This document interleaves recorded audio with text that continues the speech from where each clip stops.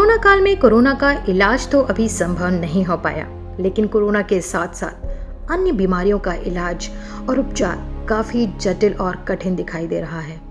जैसा कि आप सभी जानते हैं कि ONN न्यूज मरीजों के स्वास्थ्य संबंधी समस्याओं के बेहतर इलाज और उनको सही डॉक्टर से परामर्श के लिए सामाजिक तौर पर एक कार्यक्रम चलाता है जिसका नाम है हेल्पलाइन। इस कार्यक्रम के माध्यम से चिकित्सक से उनके परामर्श के जरिए लोगों ने अपना बेहतर उपचार भी प्राप्त किया है। इसी कड़ी में चंदन अस्पताल के burn specialist doctor Shri Harsh से बर्न संबंधी हुई समस्याओं और उनके सुझाव को भी जाना। वही क्या समस्या है और इसका बेहतर और अच्छा इलाज किस तरह मिल सकता है, आइए चलिए देखते हैं आपके सवालों के जवाब डॉक्टर श्री हर्ष से और जानते हैं कि कितना जरूरी है प्राथमिक उपचार जो आप खुद नहीं कर सकते।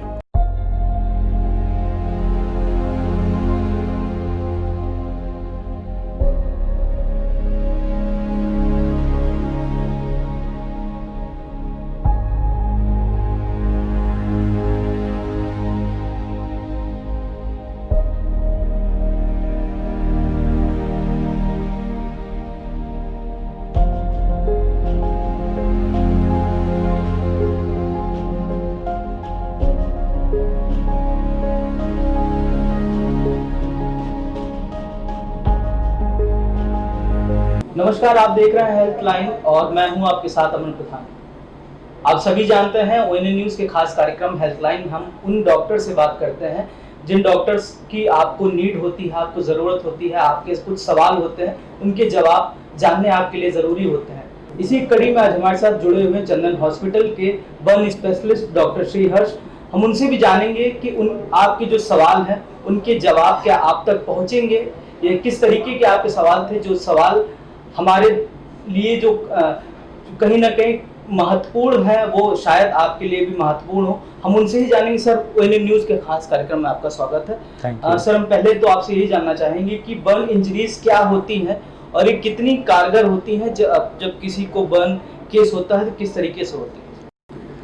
देखिए, बर्न इंजरी हम सब ने अपने जीवन काल में कभी न कभी महसूस की होती हैं, चाहे वो किसी गर्म वस्तु से हाथ जला हो, कोई गर्म लिक्विड जैसे कि दूध या पानी हाथ पे गिरा हो या शरीर के किसी और अंग पे गिरा हो, किसी हाई वोल्टेज बर्न कहा जाता है जो बिजली की वजह से होता है, या ठंड की वजह से जो आपने चिलब्लिंस या कोल्ड बाइट कहा जाता है।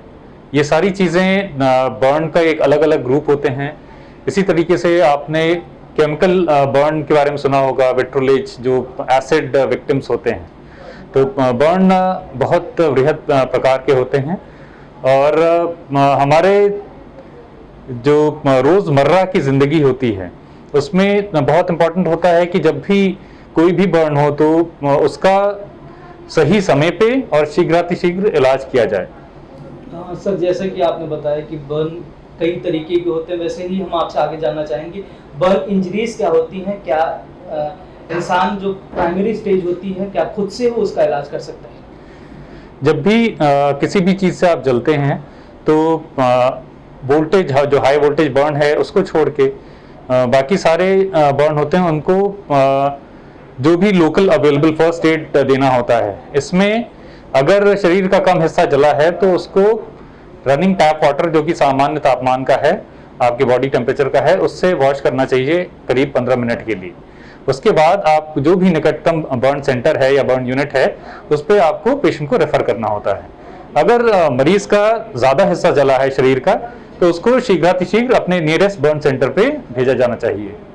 सर, जिस तरीके से आपने बोला बर्न यूनिट, तो ये बर्न यूनिट क्या होती है, किस तरीके से लोग वहाँ तक पहुँचे और कैसा इलाज वहाँ पर किया जाता है? बर्न यूनिट किसी भी अस्पताल का वो हिस्सा होता है जहाँ पर एक्सक्लूसिवली बर्न पेशेंट्स का ट्रीटमेंट होता है। क्योंकि बर्न होने के बाद आपका जो प्रतिरोधक क्षमता होती है शरीर की वो कम हो जाती है सामान्य की अपेक्षा, तो जो इन्फेक्शन होने के चांसेस होते हैं वो बढ़ जाते हैं। इसलिए बर्न यूनिट में हम लोग बैरियर ड्रेसिंग का इस्तेमाल करते हैं।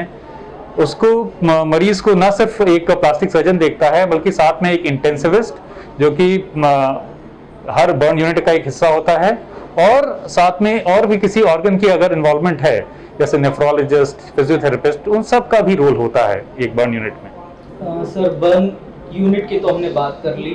अगर बर्न पेशेंट आपके पास आता है तो आप लोग पेशेंट्स का पार्ट कैसे मेजर करते हैं, कितना प्रतिशत जला है या किस तरीके से उसकी आयु रहेगी? देखिए, बर्न जब भी होता है तो उसका जो परसेंटेज आप शायद जानना चाहते हैं, तो परसेंटेज का आकलन इस पर निर्भर करता है कि शरीर के कितना हिस्सा जला हुआ है। अलग अलग एज ग्रुप में अलग अलग शरीर के हिस्सों का परसेंटेज भी अलग होता है।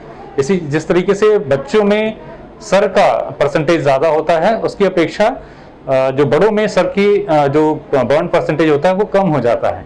तो हाथ का, पैर का या एंटीरियर एब्डोमिनल वॉल का, चेस्ट का, इन सब का अलग अलग परसेंटेज निर्धारित होता है। जब भी पेशेंट बर्न का आता है तो हम उसका आकलन करते हैं और उसी हिसाब से परसेंटेज को डिफाइन किया जाता है। सर, अगर बात की जाए बर्न के जो घातक लक्षण होते हैं, वो किस तरीके के जो लक्षण होते हैं वो ज़्यादातर पाए जाते हैं? बर्न जो घातक कहा जाता है, ज़्यादातर इस पर निर्भर करता है कि आपके शरीर का कितना परसेंटेज बॉडी एरिया इन्वॉल्व है और बर्न कितना गहरा है।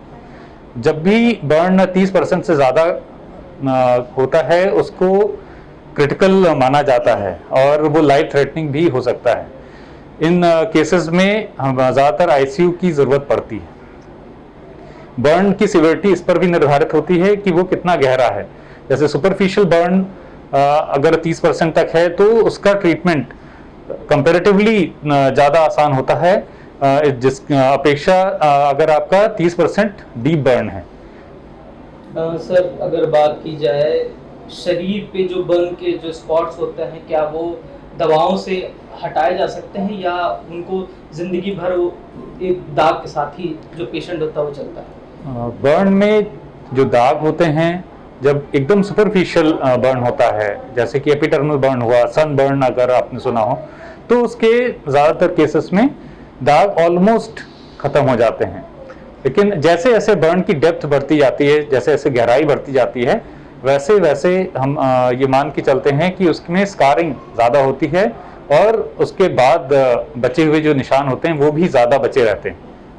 सर, बर्न के बाद जो शरीर के विभिन्न हिस्सों में किस प्रकार की डिफॉर्मिटी पाई जाती है? बर्न जब भी होता है तो इनिशियल पार्ट में फ्लूइड रिससिटेशन किया जाता है, सलाइन दी जाती हैं, दवाइयाँ दी जाती हैं। आईसीयू या सेग्रीगेशन या बैरियर ड्रेसिंग के ज़रिए उसको मैनेज किया जाता है। ज़रूरत पड़ती है तो ऑपरेशन भी करा जाता है, जिसमें जो डेड हिस्से हैं उनकी सफाई की जाती है डिब्राइडमेंट के ज़रिए, और ज़रूरत होती है तो जो भी घाव बनते हैं उनको वापस से कवर किया जाता है स्किन ग्राफ्टिंग या फ्लैप्स सर्जरी के जरिए। जब भी जो नॉर्मल प्रोटोकॉल है उसको फॉलो नहीं करा जाता, जैसे हमने देखा है कि बहुत सारे मरीज सिर्फ ड्रेसिंग कराते हुए हमारे पास महीनों बाद आते हैं घाव लेके, या अगर वो घाव सेकेंडरी इंटेंशन से हील होता है तो उसमें डिफॉर्मिटीज आती हैं बर्न पेशेंट्स में, जैसे कि पोस्ट बर्न नेक डिफॉर्मिटीज, कंट्रैक्चर्स, हाथ या बर्न शरीर के जिस भी हिस्से को इन्वॉल्व कर रहा होता है उस हिस्से के कंट्रैक्चर को लेकर पेशेंट्स प्रेजेंट करते हैं।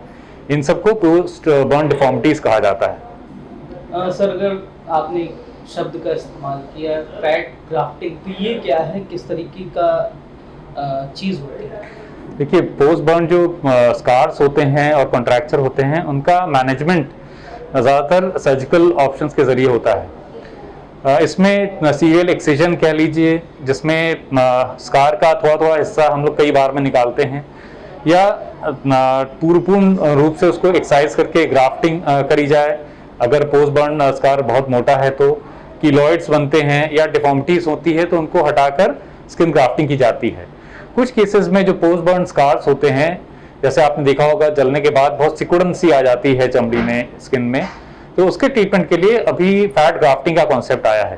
फैट ग्राफ्टिंग में हम शरीर के दूसरे हिस्से पे जहाँ पर जो चर्बी होती है उसको निकाला जाता है, बहुत छोटे इंसिजन से 2 से 3 मिलीमीटर के इंसिजन से निकाला जाता है, और महीन कैनुला की मदद से उसको फैट ग्राफ्टिंग की जाती है उन एरियाज में जहाँ पे पोस्ट बर्न के स्कार्स होते हैं। मतलब बर्न के बाद जो स्कार्स बचे रह जाते हैं वहाँ पे हम लोग उस फैट को डालते हैं। ये 2 तरीके से एक्ट करता है। एक तो उसका वॉल्यूमेट्रिक जो इफेक्ट होता है, जिसकी वजह से जो सिकुड़ापन है शरीर का, चमड़ी का, वो उसमें बेहतर होता है। और दूसरा उसका एक रीजुवेनेटिव इफेक्ट होता है जो कि 2 से 3 महीने के बाद आता है, जिससे क्वालिटी या स्किन की जो टेक्सचर है उसमें बदलाव आता है।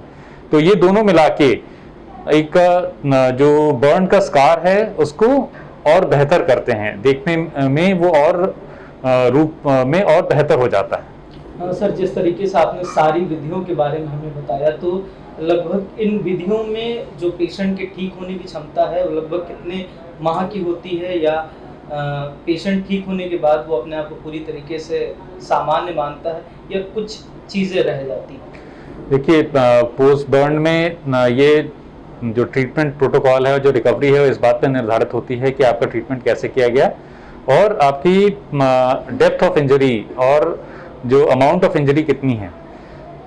जो सुपरफिशियल बर्न होते हैं उसमें रिकवरी जल्दी होती है, आप 10 से 15 दिन मान के चलिए। जैसे जैसे बर्न की गहराई बढ़ती जाती है उसकी रिकवरी में टाइम और भी बढ़ता जाता है। और अभी अर्ली एक्सिजन और ग्राफ्टिंग का कॉन्सेप्ट है, मतलब जो फुल थिकनेस बर्न्स होते हैं उसमें जो डेड हिस्सा है उसको हटा के जल्दी से जल्दी उसको ग्राफ्ट किया जाता है, जिससे आपकी रिकवरी और जल्दी हो और जो डिफॉर्मिटीज हों वो ना बने। तो इसमें आप मान के चलिए 3 से 4 हफ्ते, 5 हफ्ते भी लग सकते हैं। सर, जैसा कि हमने अभी पूर्व में ही मूवी देखी थी छपाक, जिसमें जो एसिड विक्टिम है उसको एसिड फेंक करके उसको जला दिया जाता है, तो उस मूवी से एक मैसेज जाता है लोगों को कि जो एसिड है वो कहीं ना कहीं हार्मफुल है। तो वो जो एसिड है वो कितना हार्मफुल होता है अगर वो विक्टिम के फेस पे पड़ जाता है, तो क्या वो पहले जैसे बेहतर हो सकती है या कुछ चीज़ें उसमें रह जाती हैं? देखिए, विट्रोलेज या एसिड बर्न केमिकल बर्न की कैटेगरी में आता है। ये बहुत ही घातक होता है क्योंकि बहुत जल्दी ये बहुत गहराई तक के टिश्यूज़ को नष्ट कर देता है। इसमें earliest possible clean tap water से जितना पॉसिबल हो उसको तुरंत धोना चाहिए और अपने नियरेस्ट बर्न सेंटर और बर्न स्पेशलिस्ट को कॉन्टैक्ट करना चाहिए। इसमें जो रिकवरी होती है इस बात पे, जैसे हमने पहले भी डिस्कस किया, निर्भर करती है कितनी गहराई में जला हुआ है। कुछ केसेस में जब लिमिटेड अमाउंट में डिफॉर्मिटी होती है तो उसको सीएल एक्सेशन या स्किन ग्राफ्टिंग की मदद से बेहतर किया जा सकता है। बट हम अगर ये एक्सपेक्ट करें कि सारे केसेस में पूर्ण रूप से पूरा स्कार चला जाएगा तो ऐसा नहीं होता। उसको बेहतर ज़रूर किया जा सकता है, कम किया जा सकता है, लेकिन एकदम ख़त्म कर दिया जाए ऐसी संभावना कम मरीजों में होती है। और ज़्यादातर मरीजों में हम कोशिश करते हैं कि जो स्कार है उसको और बेहतर करें। सर, जाते जाते सिर्फ आखिरी सवाल पूछना चाहूँगा कि हमारे चैनल के माध्यम से क्या कुछ आप मैसेज देना चाहेंगे लोगों से?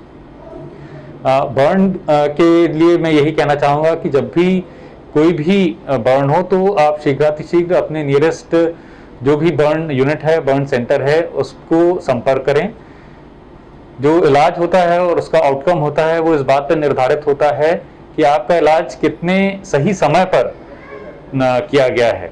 और जितनी भी डिले होती है इसके इलाज में, इसकी डिफॉर्मिटीज़, इसके स्कार्स, ये और ज़्यादा बनते जानते हैं। इसलिए समय पर इलाज करना बहुत महत्वपूर्ण है। सर, धन्यवाद हमसे बात करने की। तो ये थे हमारे साथ डॉक्टर श्रीहर्ष, जिन्होंने बताया कि बर्न किस तरीके से होता है और बर्न को अगर इनिशियली हम लोग खुद से प्राथमिक उपचार कर ले तो कहीं ना कहीं बर्न की जो इंजरीज हैं जो ज़्यादा घातक हो जाती है वो कहीं ना कहीं कम हो सकती हैं। तब तक मुझे यानी अमन को दीजिए इजाज़त और बने रहिए वन न्यूज़। नमस्कार।